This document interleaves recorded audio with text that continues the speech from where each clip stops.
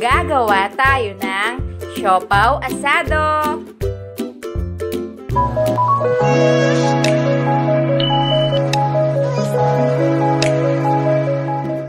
Hello mga palalabs natin sa Pinas at sa ibang bansa. Kamusta na po kayo dyan? Lagi po sana kayong nasa maayos na kalagayan. At sa ating mga bayaning OFW, saludong-saludo po kami sa inyo. Saan man po kayo ng sulok ng mundo naroroon ngayon, dalangin ko po ang inyong kabutihan, ganun na rin po ang inyong kaligtasan. Kayo po ang mga tunay na bayani ng ating bansa. Ang ating recipe ngayon ay isa pong remake version ng ating masarap na siopaw asado, kung saan guaranteed ko po na kapag ito ay inyong matikman, masasabi niyo po talaga na ang lasa nito ay lapit na lapit sa lasa ng masarap na siopaw ng Henlin. Samahan niyo po uli ngayon ang inyong Mommy Love sa pagluluto nito. Una ay gawin po muna natin ang ating siopaw dough. Sa isang malinis na mixing bowl, maglagay po tayo ng 2 1/2 cups or 330 grams ng bread flour or all-purpose flour. Then, maglagay po tayo ng 2 teaspoon or 6 grams ng yeast. Ang yeast po na gamit ko ay instant dry yeast, kaya hindi na po ito kailangan pang ipa-bloom. Then, mag-add po tayo ng 1/2 cup or 75 grams ng white sugar. At 1/4 cup or 30 grams ng powdered milk. Kahit anong brand po ay pwede. At kung ayaw nyo naman po ng powdered milk, pwede naman pong wala ito. Naglalagay lang ako nang sa ganon may creaminess naman po ang ating siopaw dough. Naglagay na rin po ako ng 1/8 teaspoon ng salt. Then, ito po ay ating imimix. Sa paghahalo po at pagmamasa ng ating dough, pwede naman po natin gamitin ang ating mga kamay. Siguraduhin lang po natin na tayo ay naghugas ng mabuti. Then, mag-add po tayo ng isang pirasong itlog na katulad nga po ng lagi kong sinasabi, huwag po natin diretsyong basagin sa ating mixture. I-add na rin po natin ang ating 1/2 cup or 100 ml ng tubig. Pwede pong paunti-unti lang ang paglagay ng inyong tubig nang sa ganon hindi po kayo mahirapan sa pagmamasa nito o sa paghahalo.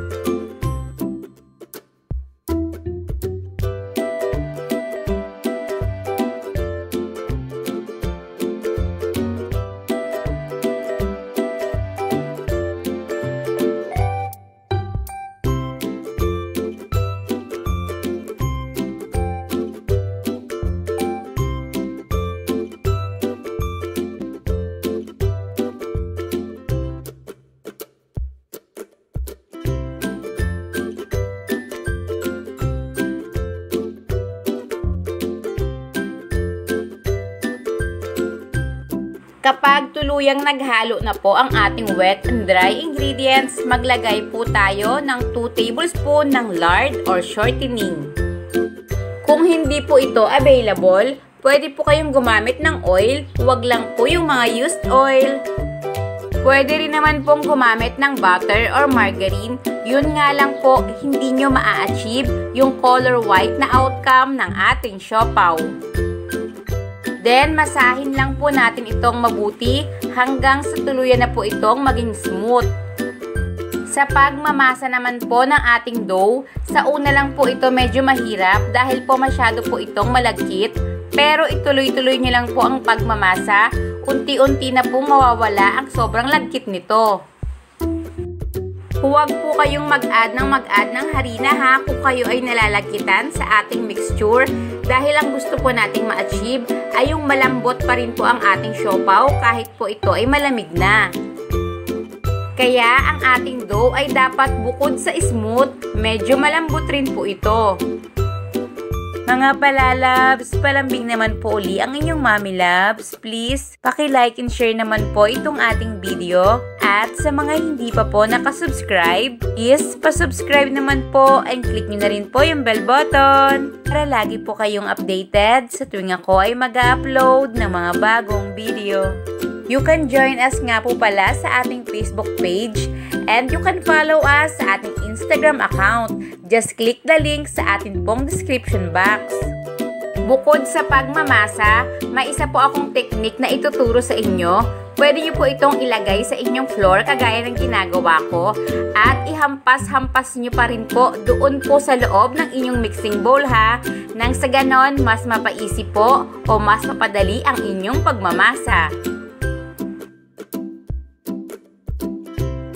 Mapapansin nyo na after ng ilang beses natin itong ihampas-hampas, mas madali na po itong magiging smooth.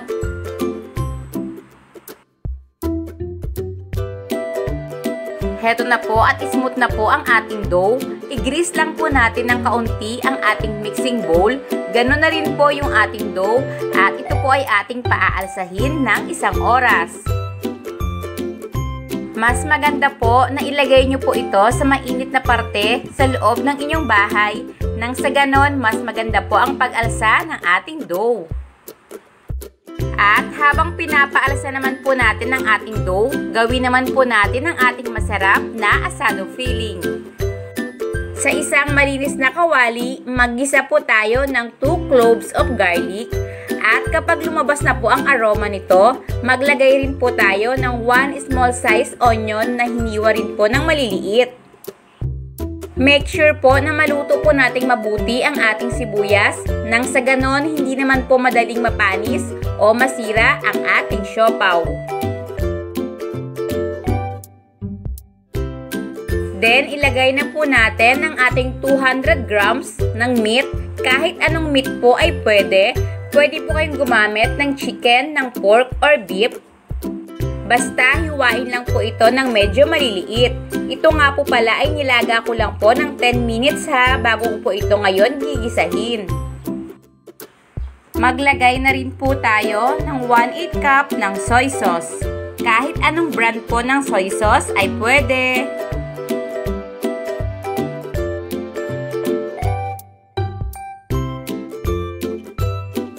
Maglagay na rin po tayo ng 1 pirasong star anise. Ito po ang magbibigay ng authentic na amoy doon sa ating siopaw.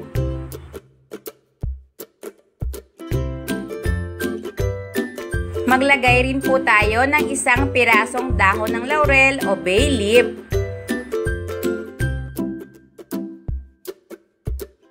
Mag-add rin po tayo ng 1/4 cup ng brown sugar. Ito po ang magbabalanse sa lasa ng ating masarap na asado filling. At 1 1/2 cup ng water.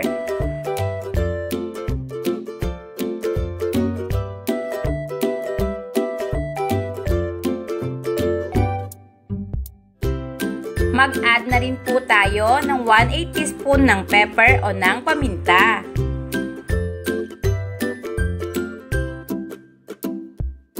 Then, i-mix po nating mabuti at takpan po muna natin hanggang sa ito ay kumulo. Kapag kumukulo na po ang ating asado, maglalagay naman po tayo ngayon ng ating slurry.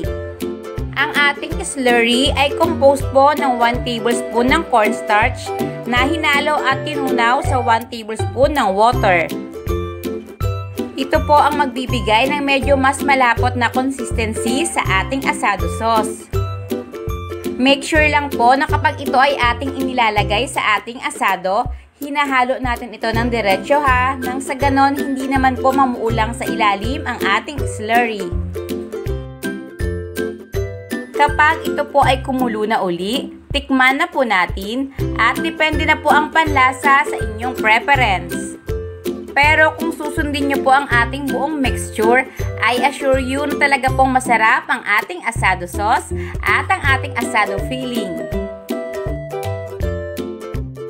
Takpan po uli natin hanggang sa makuha na natin ang tamang consistency ng ating sauce.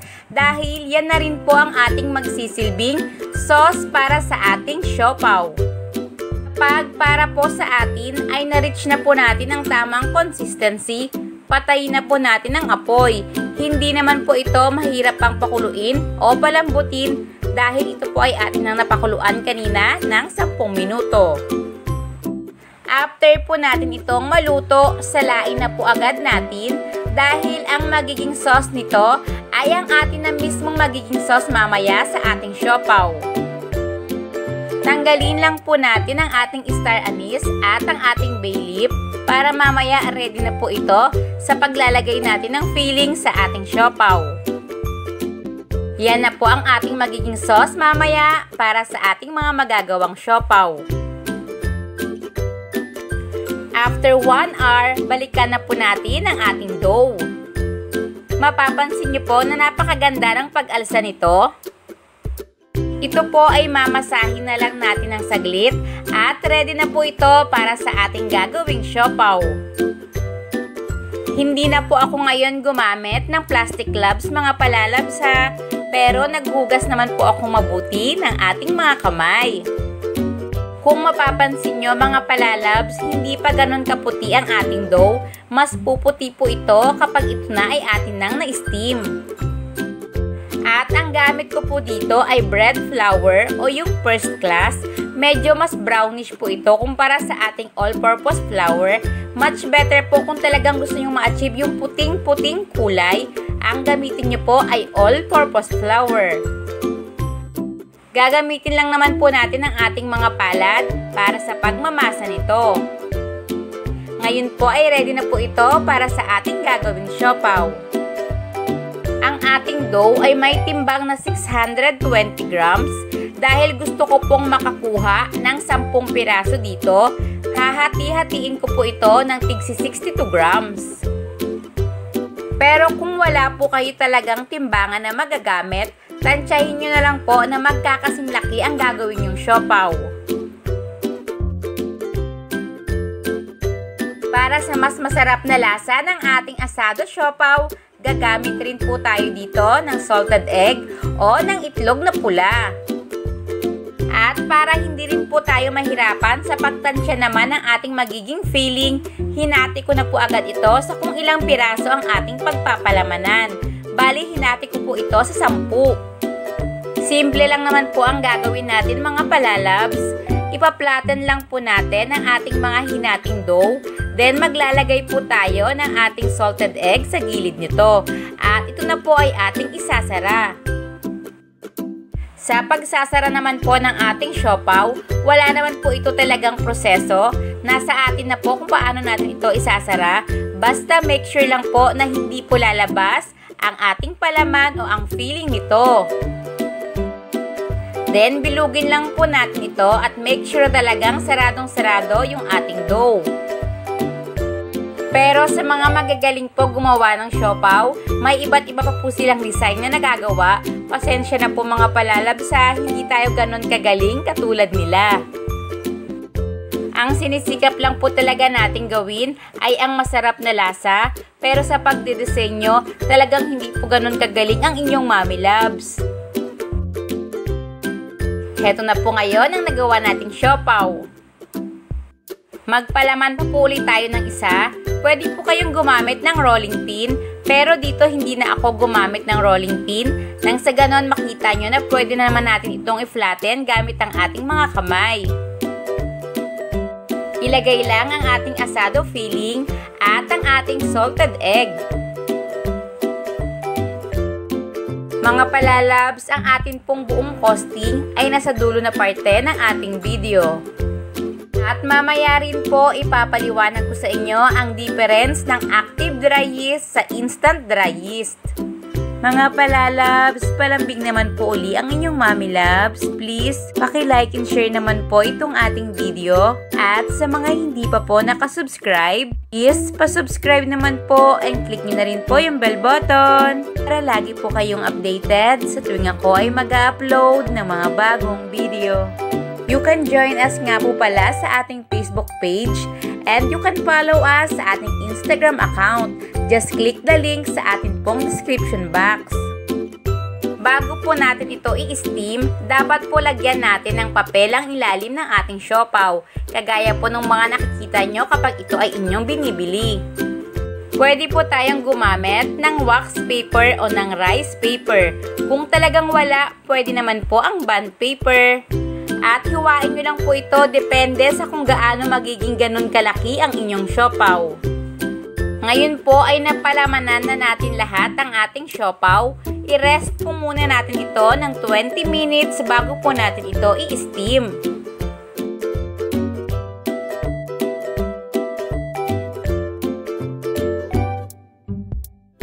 After 20 minutes, magpakulo na po tayo ng tubig sa ating steamer. Habang tayo ay nagpapakulo ng tubig sa ating steamer, ito po ay optional lang. Pwede rin nating lagyan ng dot na pula ang ibabaw ng ating siopaw gamit ang food color na pula o ng ketchup. Gumamit lang po tayo na kagaya ng ginamit ko ngayon na toothpick.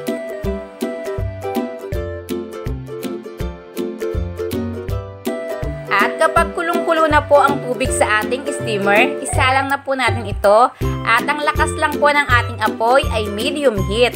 Lulutuin po natin ito sa loob ng 20 minutes dahil medyo malaki po ang ating siopaw. After 20 minutes, mapapansin nyo na sobrang lumaki na ang ating mga siopaw at halos magdikit-dikit na sila kumpara kanina. At pansinin nyo rin po ang kulay nito, mas naging puti ito. Mas maputi pa po kung all-purpose flour ang ating gamit. Heto na po ngayon ang ating siopaw sauce. Inilalagay ko lang po ito sa isang malinis na lalagyan nang sa ganon madali po natin itong mailalagay sa ating mga siopaw. And charan! Heto na po ang ating napakasarap na siopaw asado.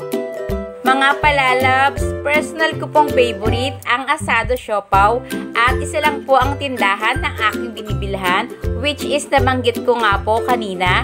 Kaya naman po ginawa ko talaga ang lahat nang sa ganon hindi man po ganon ka-perfecto ang lasa nito. Lapit na lapit naman po talaga ito sa aking binibilhan. Pansinin nyo po ang ating siopaw. Siksik po sa loob at walang hangin at napakasarap po talaga ng feeling nito. Heto naman po ngayon ang ating sauce na pinaka-sauce rin kanina ng ating asado. O diba, yun na rin po mismo ang ating gagamitin. Hindi na po tayo mahihirapan sa paggawa ng ating siopaw sauce. Mga palalab, sana naman po ay maitry nyo itong ating masarap na siopaw. At sa mga nakapag-try na po ng ating recipe, dahil ito nga po ay remake version na, sana po makapag-comment kayo kung ano po ang naging resulta at kung ano po ang naging lasa. Bago po natin pag-usapan ang ating buong costing, magdagdag kaalaman po muna tayo tungkol sa ating mga gagamiting yeast. To check kung good condition pa po ba ang ating mga yeast, sa isang malinis na lalagyan, maglagay lang po tayo ng kaunting warm water, hindi po mainit at hindi naman po malamig. Then, lagyan po natin ng 1 teaspoon ng sugar at 2 teaspoon ng yeast. At ito po ay ating i-mix. After 5 minutes, dapat po tayong makakita ng bubbly na reaction sa ating yeast at maamoy po natin yung talagang amoy ng yeast.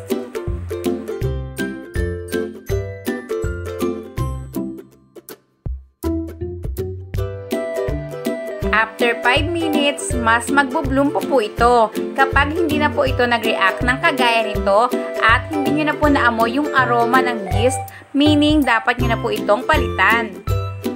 Kung wala nga po pala kayong yeast at baking powder lang ang meron kayo, pwede naman po itong ipang-substitute. Pareho lang po ang dami na inyong gagamitin.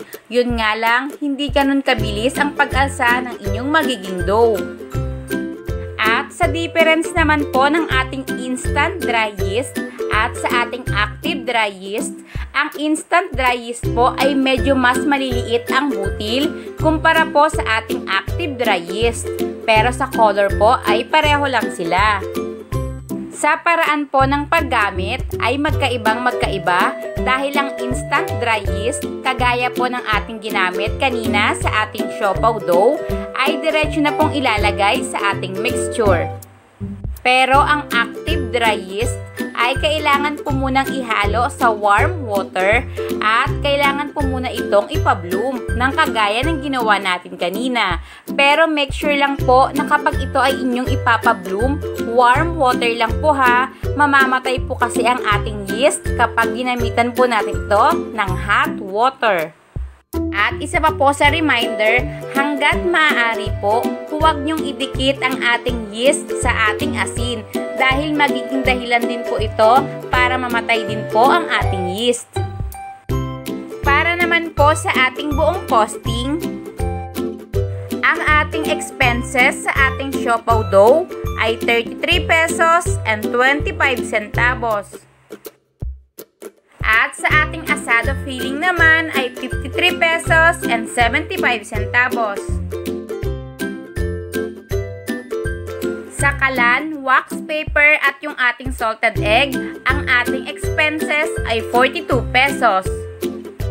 Kaya naman po, ang buong expenses natin ay 129 pesos. At tayo ay nakagawa ng 10 pirasong siopaw na medyo malalaki, na pwede nating ibenta ng 30 pesos. Kaya naman po, sa 10 piraso pa lang po na ating ginawa, ang pwede na po nating kitain ay 171 pesos. Sulit po ang pagbili ng inyong mga suki sa ating siopaw dahil bukod sa napakasarap nito, hindi po ito tinipid sa lasa, ganun din po sa feeling.